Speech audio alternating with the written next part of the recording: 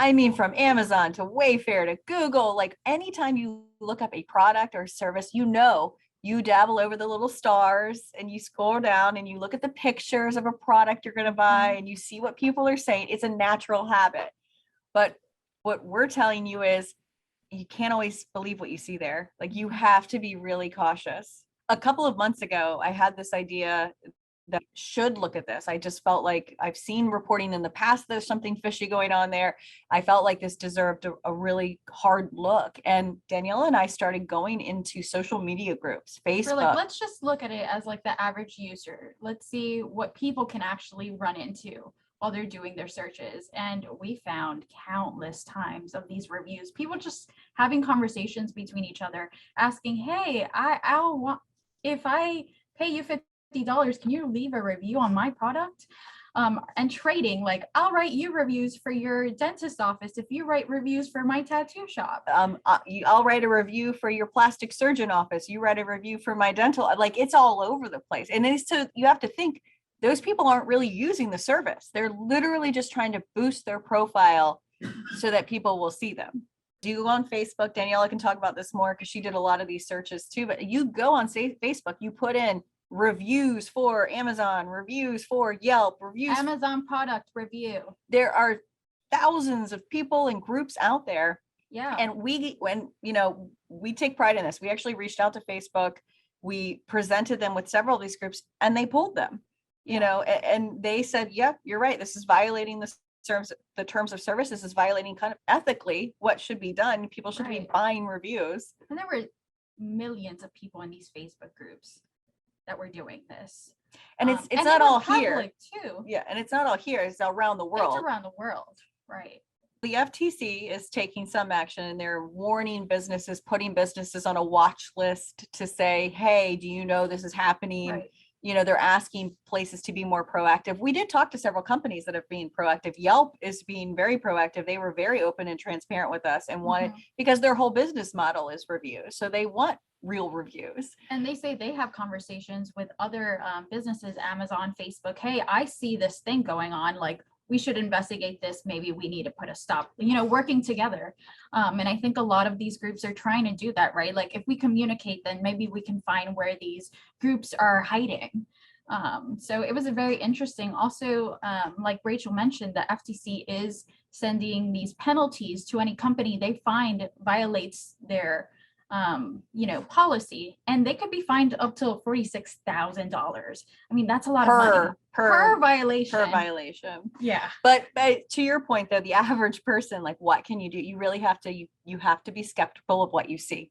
There is nobody out there other than what we're pointing out, that is absolutely saying, nope, remove all these, this is fake. Like, you have to look at the one tip we've put out there is look at the good, look at the bad, look at the middle.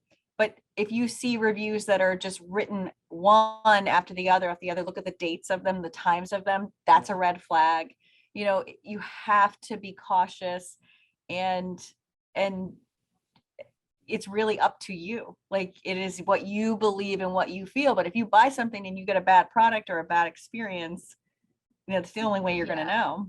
And they also shared, like, instead of looking at these reviews from people you don't even know, maybe ask, your family members or your friends, hey, have you bought this product before? What was your experience before you decide to invest into it? So word of mouth is really helpful when you're looking into actually buying a product or a service. Actually, face-to-face communication, Nicholas, is kind of old school. Call your friend. Did you go to this doctor? Did you go to this dentist? That's the best review. Another example with FakeSpot, which they're an application and a web extension that you can put on your computer and you can use on your phone. Basically, it'll give you like an A to F grading, system. So it tells you, okay, we believe that, from our system, we believe this review is actually not accurate, and maybe it was written by someone who didn't actually receive the product or service. They're just leaving a review. And that gives you an idea, okay, maybe I should be a little more skeptical. But again, you should really watch out for these reviews. Not all of them are real. And so just be open to knowing that maybe what you read is probably not true and someone might have been paid for it. There's something to be said for looking at how we used to do things and pulling some of those attributes and not having everything digital online. You know, like we know that's where the war is. That's where identity theft is happening. That is where scammers are making money. That is where they are.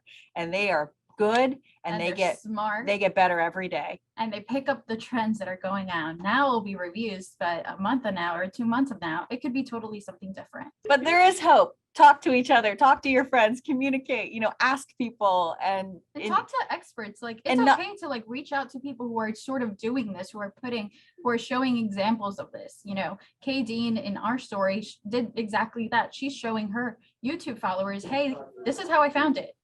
And she walks it through example by example. So maybe that's something that people at home can also do for themselves. It's so vast and so widespread, and not every company is doing its part to remove them, that it could be way more than that too. And that's the point of our story, is to let people know, keep your eyes open. Yeah, the FTC also said, like, we don't keep track of it. So there could be a lot more that isn't being reported on, right? Like this problem could be a lot larger. It could be costing a lot more money. So.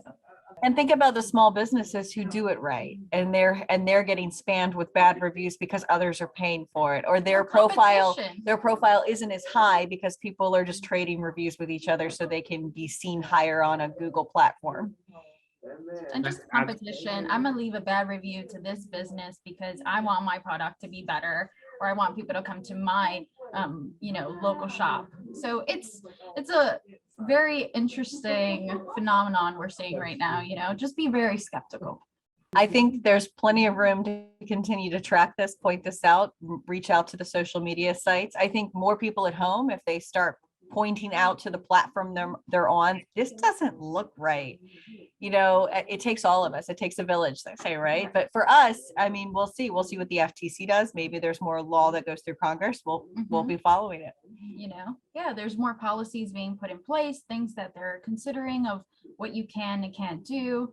So it's sort of like a waiting game right now. But if you see something that looks off, report it. That's the best advice we got from the companies we reached out to. So that's one step. Investigatetv.com, plenty of our stories there. There's tabs for consumer, there's tabs for the main stories. We put out stories 5 days a week, basically at this point now, you know, from smaller things with finances that people can do, but also we work on larger stories like this. Also, if you have any Spanish viewers who would like to read this story as well, on Investigate TV in Espanol, you'll be able to actually see the story as well.